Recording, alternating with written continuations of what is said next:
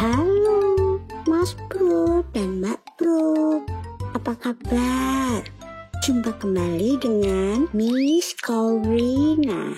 Mas Bro dan Mbak Bro, matur tangyu dan matur sembah nuwun sudah like, komen, dan subscribe ya. Bagaimana Miss? Sudah pantaskah Mbak Google jadi ancor kota? Ya.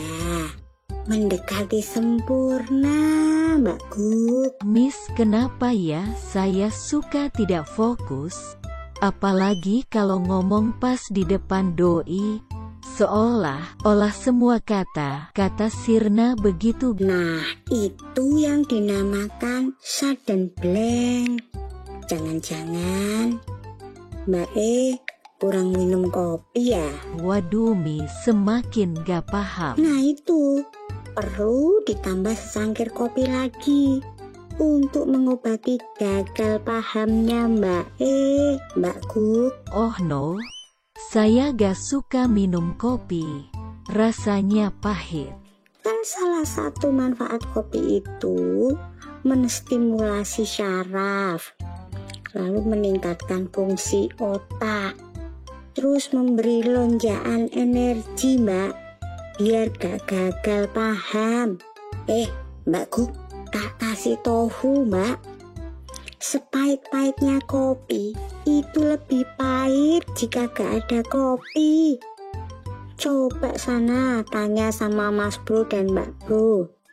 Bahkan Mas Bro itu bilang, bangun tidur gak ngopi terasa ada salah satu mata rantai makanan yang hilang.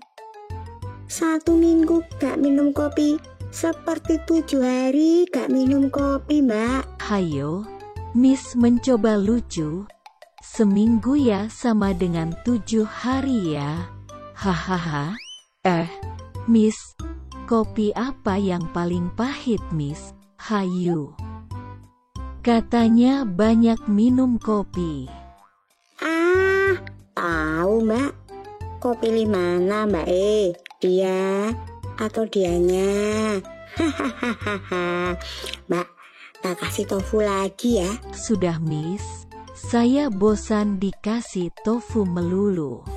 Sekali-sekali diganti telur. Ya sini tak kasih telur. Sebenarnya Mbak itu pilih yang mana?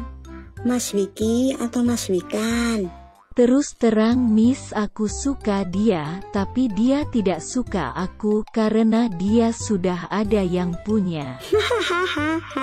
Mbak itu perlu energi untuk menikung, yaitu ngopi dulu, Mbak biar kuat. Miss mana yang lucu? Kok ketawa lagi? Kita kan soulmate, mesti dibantu dong. Katanya efek minum kopi itu cerdas. Hahaha. Mbak Gug, ketawanya fals akut. Udah, bercandanya udahan dulu ya. Saatnya kita kembali ke laptop. Lihat praktek kelas public speaking dulu.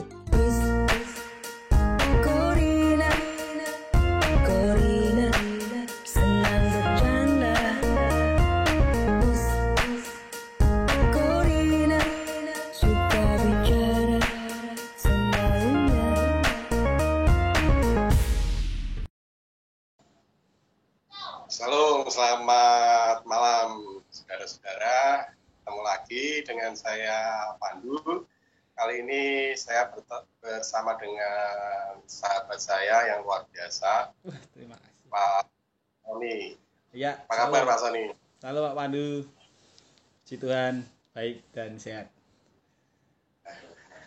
Gimana menghadapi situasi yang masih masa pandemi ini? Apakah ada rasa khawatir dalam menjalani hari-hari ini, Pak Sony?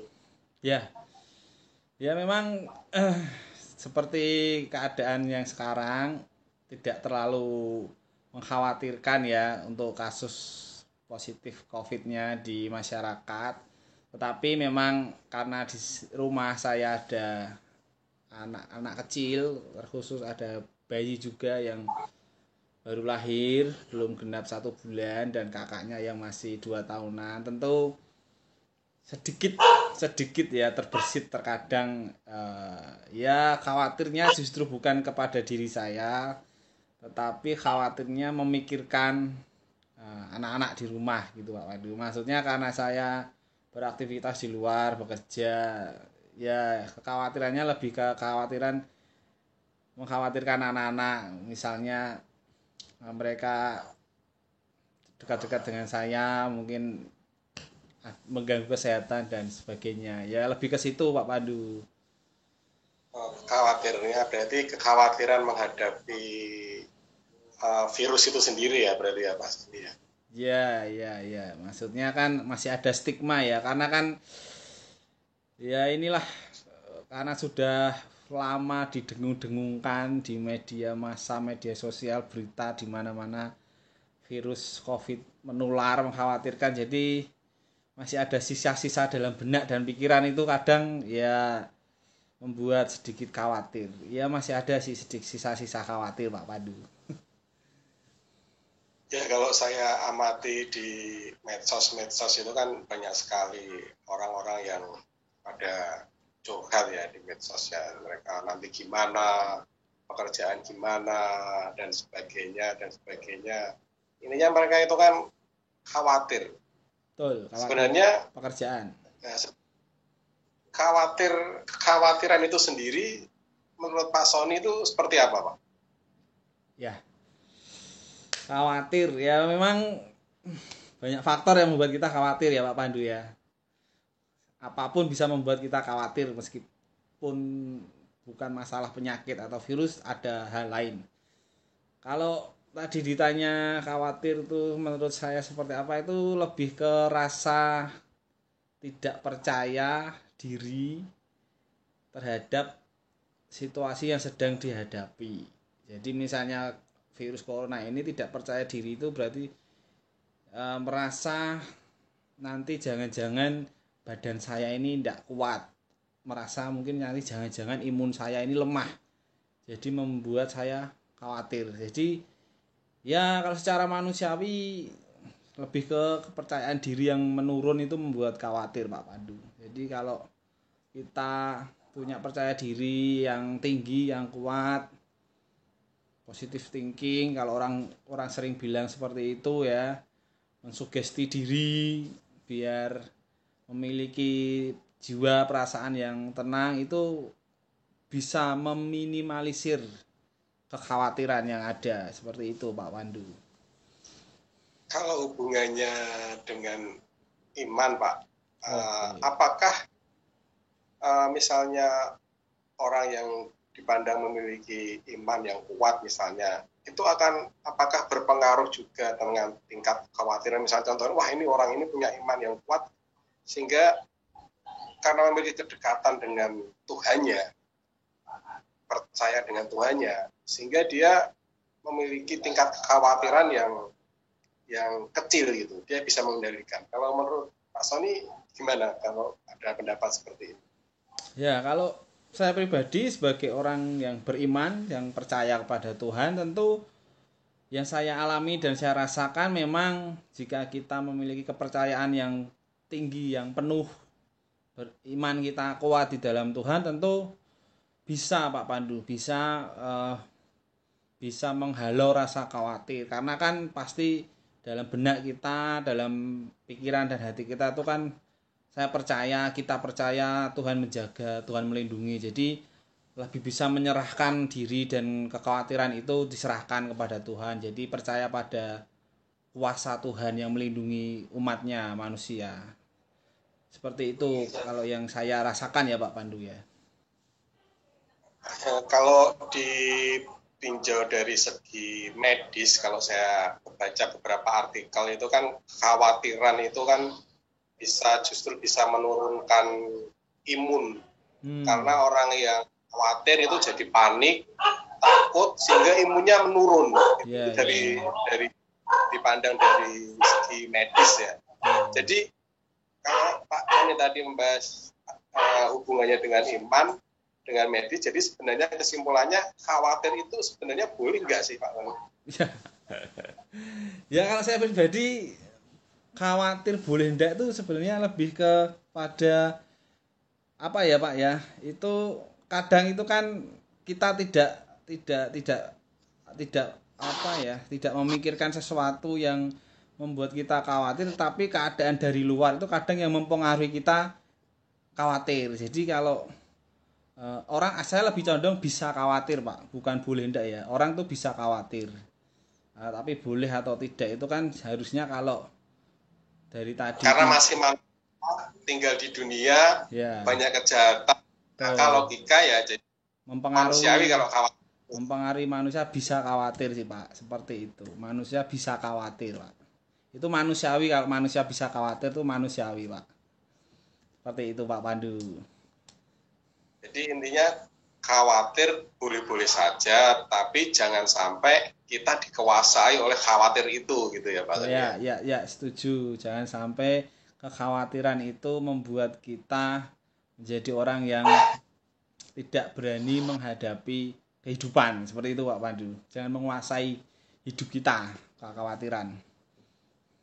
Baik, terima kasih Pak Sony. Jadi kesimpulannya, saudara, khawatir itu ya boleh-boleh saja, tapi jangan sampai kekhawatiran itu menguasai kita, sehingga kekhawatiran itu justru tidak bisa menyelesaikan masalah, tetapi justru menambah masalah. Gitu ya Pak Sony ya, setuju ya Pak Sony ya?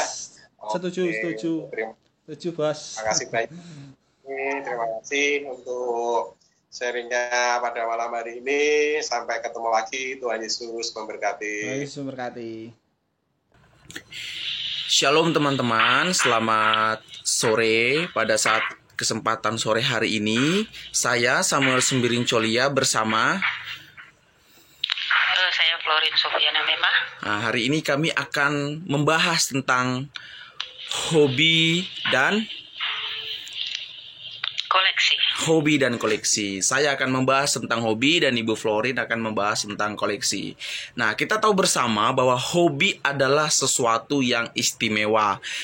Kita semua punya hobi, kita semua punya kesukaan masing-masing.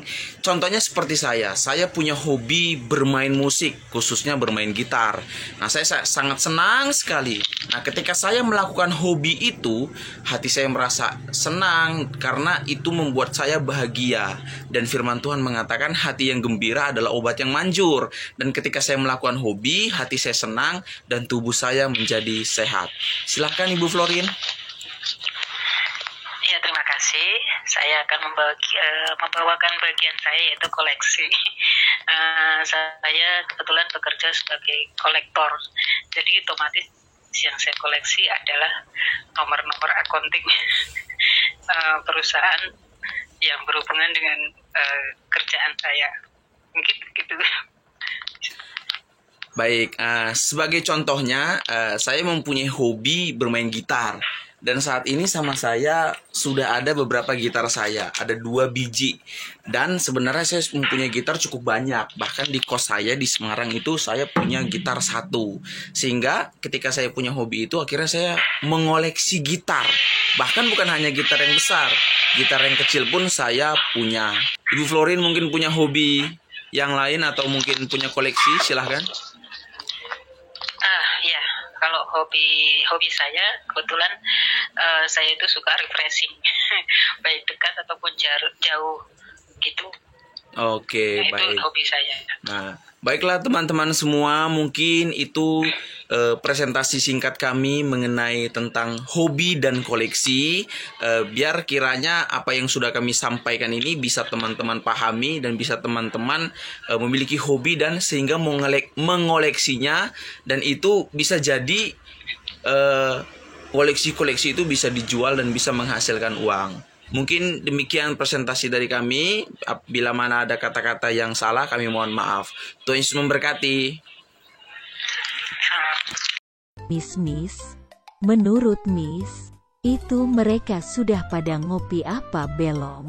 Lah menurut Mbak Kuk, Loh kan, saya tidak suka minum kopi Miss. Ya udah, kita tidak usah kasih penilaian. Wong kita bukan dosen. Kita kan cuma penggembira. Hahaha. Yuk kita ngopi aja. Tapi kopi tubruk ya. Habis ngopi, tubruk aja. Sampai jumpa ya Mas Bro dan Mbak Bro. Salam sehat luar dalam.